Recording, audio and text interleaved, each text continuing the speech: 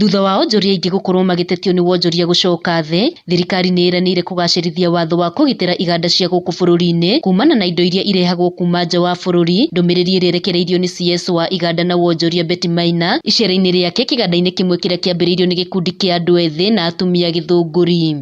Controlling imports and ensuring that the imports that come into the country are bona fide products and that they pay the necessary taxes.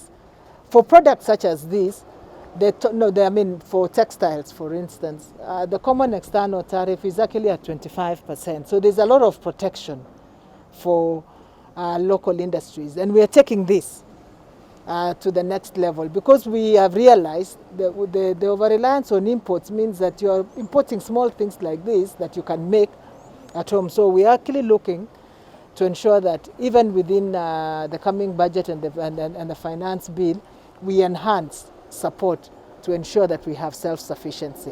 Arĩa gũkũ kĩganda-inĩ gĩkĩ Betty augĩte marĩ na mũbango wa kũnyita mbaru mabundi arĩa marĩ gũkũ bũrũri-inĩ na marĩa mambĩrĩirie mũbango ta ũyũ, na kuga atĩ ona thutha wa COVID-19 gũthira no megũkorwo magĩtuma indo ta nguo cia thukuru nĩguo gũkũria iheo ciao na oho kũmahe mĩeke ya mawĩra. And we promise the support of the Ministry of Trade and Industry in ensuring that such projects become much more sustainable.